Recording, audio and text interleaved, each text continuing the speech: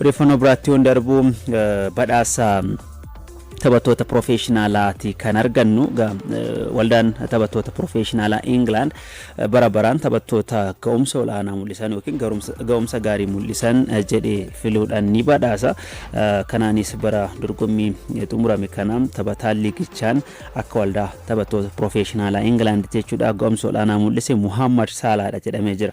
The Egyptian King kan jedhamu Muhammad Salah Premier League England keessatti ga'umsa ajaa'ibaati mul'isaati kan jiru erga Roomaarraa gara England yookiin Liverpool makameetii keessattuu taphataan kun sadarkaa kanatti akka ga'oomuuf yookiin taphataa cimaa akka ta'uuf gumaachi ga'een leenjisaa duraanii Liverpool Jurgen Klopp olaanaa akka ta'edha kan himamu. Taphataa kana sirnaan fayyadamuu keessatti leensaan kun egaa oolmaa guddaa akka oolanii fi kan dubbatamu gaa Muhammad Salah kilaboota Premier League kanneen akka Chelsea keessattis taphatee ture garuu mul'achuu hin dandeenye. Ga'umsa taphataa kan arguu hin dandeenye erga gara England deebuudhaan irra deebiidhaan Liverpool mallatteesse garuu taphataan kun waggootaaf walitti aansee badhaasota garaagaraa fudhataati kan jiru ga'umsa olaanaadha mul'isaati kan jiru. Taphataan kun bara 2017 akkasuma bara 2021 badhaasa kana fudhachuun isaanii yaadatamaa. Ammas irra deebiidhaan bara 2025 badhaasa taphataa cimaa yookiin kan waldaa taphattoota professionala England fudhachuu danda'eeti jira. Egaa taphatichi ga'umsa bara darbe mul'iseen badhaasni kun isaaf mala jedhamee jira Muhammad Salah jechuudha. Bara dorgommii darbe yeroo gaariidha kan dabarsee kilaba kana waliin akka walii galaatitti gooliiwwan 29 galchuudhaan kubbaawwan goolii ta'an 18 mijjeessee jira. Bara dorgommii tokkoon gooliiwwan hamma kanaa keessaa qooda qaba. Egaa Premier League Englandnis Liverpool yeroo 20ffaadhaaf shaampiyoonii akka ta'uuf gumaachi Muhammad Salah olaanaadha kan ture. Taphataan kun egaa taphataa cimaa kan waldaa taphattoota professionala England bara darbee ta'uudhaan kan filame. Egaa akkuma yaadannu badhaasa kana waggoottan dabarsanii keessa Manchester City irra taphattoonni garichaa Phil Foden fi Erling Braut Haaland fudhachuun isaanii yaadatama. Keessattuu Manchester Cityin osoo bara darbee Liverpool gidduu illixiin dura waggoota afran darbee walitti aansee waancaa Premier League England fudhachuu isaatii wal qabatee egaa taphattoonni garee kana keessatti gumaacha olaanaa baatan badhaasa kana fudhachuun isaanii kan yaadatamudha. Taphataan ganna 33 Muhammad Salah ammoo bara kana waggaa lamaatiin booda badhaasa kana irra deebiidhaan fudhachuu danda'eeti jira. Badhaasa kanaaf taphattoonni hedduun kaadhimamuun isaanii ni yaadatama. Isaan keessaa taphataan sarara gidduu kilaba Arsenal Declan Rice akkasuma Cole Palmer, McAllister fa Bruno Fernandes fa kaadhimamtoota turani garuu Muhammad Salah taphattoota kanneen caaluudhaan badhaasa kana fudhachuu kan danda'e. Dubartoota ammoo taphattuu Arsenal kan fudhate lammiin Spain Marionaan badhaasa kana fudhachuu dandeesseeti jirti. Taphattuun kun bara dorgommii darbe Arsenal waliin yeroo gaariidha kan dabarsite. Sanaan ala Championship Rice badhaasni kun kennameeti jira. Karra eegan kilaba Burnley duraanii kan amma Manchester City James Trafford badhaasa kana fudhachuu danda'ee jira. Taphataa cimaa Championship England ta'uudhaan kan filame. Egaa karra eegan kun Manchester Citytti ergama kamees jalqabbiin isaa gaariidha kan fakkaatu. Bara dorgommii darbe Burnley ga'umsa gaarii mul'isuudhaan gara liigichaatti akka deebuuf taphataa yookiin karra eegaa gumaacha olaanaa baateedha. Karra eegan kunis badhaasa kana fudhachuu danda'eeti jira. Championship irraa taphataa cimaadha. Karra eegaa cimaa osoo hin ta'in taphataa cimaa Championship ta'uudhaan kan badhaafame.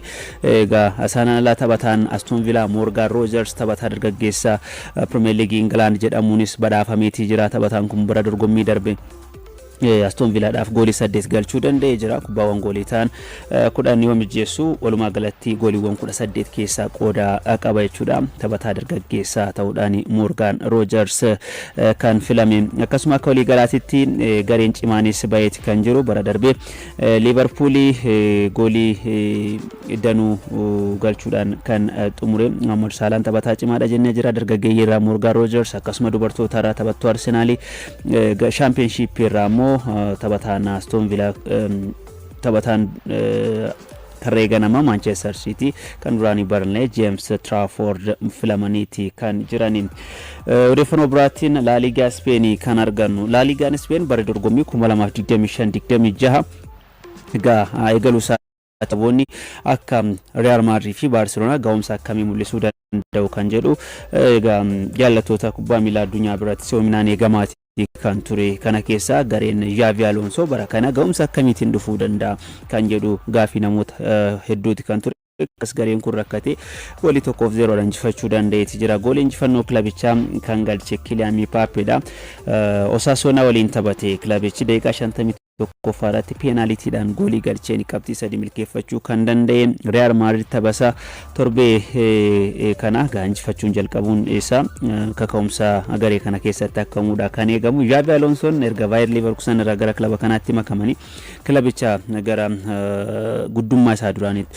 Of course kilabiin kun Carlo Ancelotti jalattis kilaba ga'umsa gaarii mul'isaa turedha. Garuu bara darbe waancaa maleedha kan xumure. Inumaayyuu waancaa kilaboota addunyaa bara kana irratti yookiin kan marsaa darbe kan ganna kana irratti ga'umsi inni mul'isaa ture namoota hedduun akka qeeqamu isa taasisaa turuun ni yaadatama.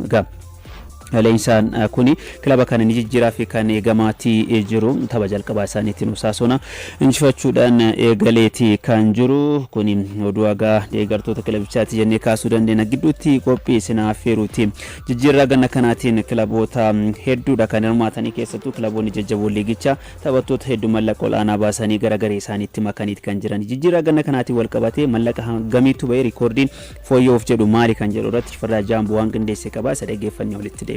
For a summer of record moves, squad rebuilds and manager shake-ups, we're ready and raring to go. Walgeetti taphattoota ciccimoo addunyaa ta'uun dorgommii dirree keessaa bira darbuun maallaqa baasuunis gita kan hin qabne Pirimeer Liigiin Ingilaandii waqtii jijjiirraa gannaa bara kanaan riikoordii haaraa galmeessuuf dhiyaateera.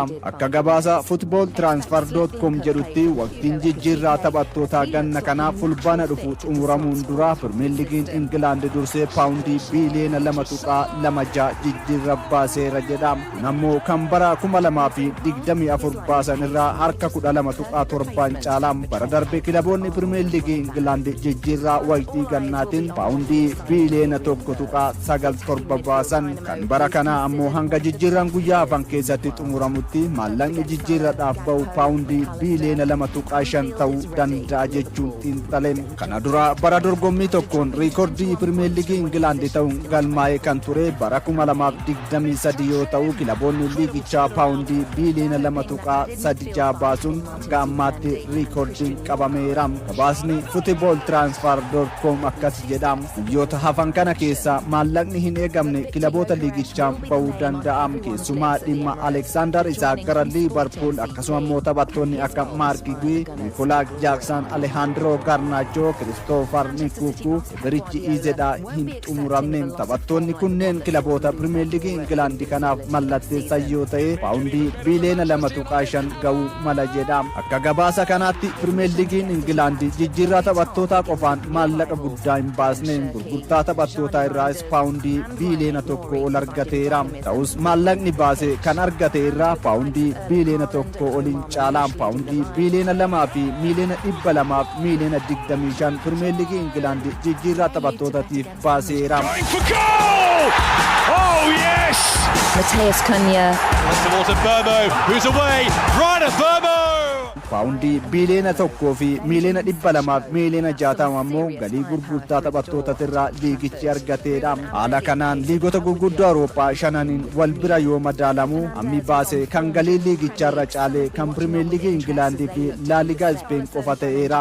Liigota gurguddoo Awurooppaa 5 kanaan maallaqa baasuudhaan seeriyaan Itilii sadarkaa lammaffaadha. Paawundii miiliyoona 700 fi miiliyoona 83 ganna kana kilaboonni seeriyaa Itilii baasaniidha. Ta'us gurgurtaarraa miiliyoona 800 fi miiliyoona 30 argate. Bundesliigaan Jarman paawundii miiliyoona 500 fi miiliyoona 56 baasuun sadarkaa sadaffaa. Liigiin Firaansii paawundii miiliyoona 400 fi miiliyoona 26 arfaffaa yoo ta'u Laa Liigaan Ispeen paawundii miiliyoona 400 fi miiliyoona 52 sadarkaa shanaffaadha. Liigiin Saawudii Arabiyaa fi Shaampiyoonshiippiin Ingilaandii sadarkaa ittaanu qabataniiru. Maallaqa gurgurtaa taphattootatirraa argachuun Bundesliigaan Jarman riikoordii qabateera. Riikoordii riikoordii British fooyyessuun Liverpooliif kan mallatteesse Florian Wirtz, Hugo Ekitike, Benjamin Sesko taphattoota maallaqa olaanaadhaan Bundesliga Jarman irraa Premier League Ingilaandiif mallatteessan ta'uun riikoordiin kun akka fooyya'uuf sababa. Keessumaa jijjiirraa bara kanaan sababa waancaa kilaboota addunyaatiin marsaa lamaan raawwatamuun kilaboonni Premier League Ingilaandii maallaqa riikoordii ta'e akka galmeessaniif sababa ta'uu danda'a jedhameera. Marsaa jalqabaa qofaan paawundii miliyoona 400 kilaboonni akka Manchester City fi Chelsea dabalatee baasaniiru. Hanga ammaatti kilaboonni Premier League Ingilaandii 20 keessaa 6 jijjiirraa ganna kanaatiin maallaqni baasan riikoordii kilaboota isaanis ta'e galmaa'eera. Liverpool, Brentford, Burnley, Sunderland, Bournemouth fi Nottingham Forest yoo ta'an waliigalaan waggoota arfan darban kilaboota 20 liigichaa keessaa 16 riikoordii fooyyessaniiru. Kanneen keessaa Manchester City Jack Grealish, Arsenal Declan Rice, Chelsea Enzo Fernandez, Liverpool Florian Wirtz paawundii miliyoona 100 ol baasuun mallatteessuun riikoordii liigichaa kilaboota fooyyessanidha. Liigota jajjaboo Premier League Ingilaandiin alaa keessaa akka kilabaatti maallaqa olaanaa bara kana Premier Leaguetti kan ol guddate Sunderlandis ol kan baase Atletico Madrid fi Real Madrid qofa. Premier League Ingilaandiin alaa taphataan maallaqni guddaan itti ba'e Luis Diaz yoo ta'u paawundii miliyoona 65.5 Liverpool irraa Bayern Munichiif kan mallatteesse. Jijjiirraan taphattootaa kun fulbaana tokko yoo xumuramu riikoordiin paawundii biliyoona 2.5 ni galmaa jedhame akkuma eegame riikoordiin ni fooyyaa kan jedhu ni eegama. Record moves, squad rebuilds and manager shake-ups. We're ready and raring to go. That's a stunner! Hernandez. Saka! Whoa, what a finish that is!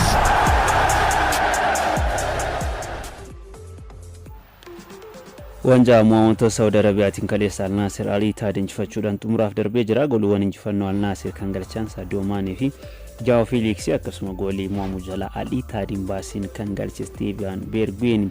Har'a taphni tokko ni taphata amma Al Qadisiyaan Al Hayl waliin ni taphatu garee mo'atee tapha wancaatiif Al Nassr waliin kan taphatu ni ta'a. Al Nassr kana dura bara 2019 waancaa kana fudhatee jira. Yeroo sadaffaaf waancicha fudhachuudhaaf kan murkatu ni ta'a.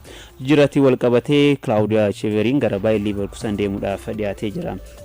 Taphataan dargaggeessi gana 19 kun garee Pep Guardiola irraa gara Erik ten Hag deemuudhaaf kan walii galee garicha keessattis akka goomuudha kan eegamu. Tottenham Hotspur Eberechi Eze fudhachuudhaaf akka dhiyaateedha kan ibsame.